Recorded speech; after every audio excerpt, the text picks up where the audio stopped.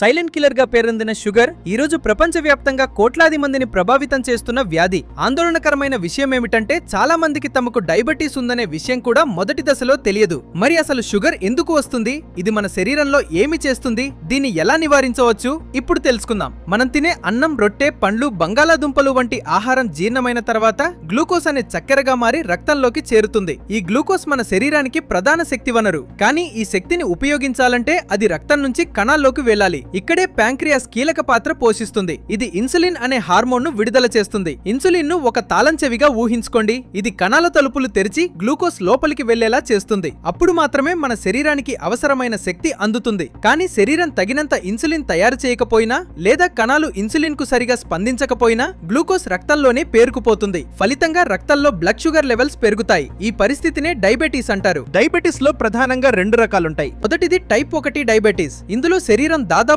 Insulin ను తయారు చేయదు. ఇది సాధారణంగా చిన్న వయసులోనే కనిపిస్తుంది మరియు ఎక్కువగా ఆటో ఇమ్యూన్ లేదా జన్యుపరమైన కారణాలతో వస్తుంది. రెండవది టైప్ 2 డయాబెటీస్. ప్రపంచంలో అత్యధిక మందిని ప్రభావితం చేసే రకం ఇదే. అధిక బరువు, రోజంతా కూర్చునే జీవనశైలి, వ్యాయామం లేకపోవడం, జంక్ ఫుడ్, ప్రాసెస్డ్ ఫుడ్, అధిక చక్కెర పానీయాలు, తగినంత నిద్ర లేకపోవడం వంటి కారణాల వల్ల శరీరంలోని కణాలు ఇన్సులిన్ కు స్పందించడం తగ్గిపోతుంది. దీనిని ఇన్సులిన్ రెసిస్టెన్స్ అంటారు. షుగర్ ను చాలా మంది పెద్ద సమస్యగా తీసుకోరు, కానీ నిజానికి ఇది నెమ్మదిగా శరీరంలోని ముఖ్యమైన అవయవాలను దెబ్బతీస్తుంది. గుండె జబ్బులు వచ్చే ప్రమాదం పెరుగుతుంది. కిడ్నీలు దెబ్బతినవచ్చు. కళ్ళలోని రక్తనాళాలు దెబ్బతిని చూపు తగ్గవచ్చు. నరాలు బలహీనపడి చేతులు కాళ్ళలో తిమ్మిరి లేదా మొద్దుబారిన భావన కలగవచ్చు. చిన్న గాయాలు కూడా త్వరగా మానకపోవచ్చు. అయితే షుగర్ వస్తే వెంటనే లక్షణాలు కనిపిస్తాయని అనుకోవద్దు. చాలా మందిలో ఇది సంవత్సరాల పాటు ఎలాంటి లక్షణాలు లేకుండానే ఉంటుంది. అయినప్పటికీ తరచూ దాహం వేయడం, తరచూ మూత్రం రావడం, ఎక్కువ ఆకలి వేయడం, అకస్మాత్తుగా బరువు తగ్గడం, అలసటగా ఉండడం, గాయాలు ఆలస్యంగా మానడం వంటి లక్షణాలు కనిపిస్తే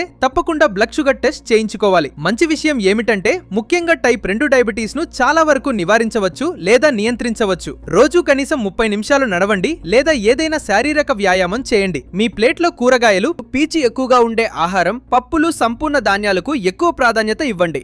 సాఫ్ట్ డ్రింక్స్, స్వీట్లు, ప్రాసెస్ ఫుడ్ ను సాధ్యమైనంత వరకు దూరం పెట్టండి. అలాగే కుటుంబంలో డయాబెటీస్ చరిత్ర ఉంటే క్రమం తప్పకుండా బ్లడ్ షుగర్ టెస్ట్ చేయించుకోవడం చాలా ముఖ్యం. గుర్తుంచుకోండి, డయాబెటీస్ ను ఓడించే యుద్ధం ఆసుపత్రిలో ప్రారంభం కాదు, మీ వంటగదిలో ప్రారంభమవుతుంది. ఎందుకంటే ఆరోగ్యాన్ని కోల్పోయిన తర్వాత దాన్ని తిరిగి పొందడం కంటే ఈ రోజే దాన్ని కాపాడుకోవడం ఎంతో సులభం. ఈ సమాచారం మీకు నచ్చితే లైక్ చేసి మరిన్ని సైన్స్ మరియు హెల్త్ వీడియోల కోసం ఫాలో అవ్వండి.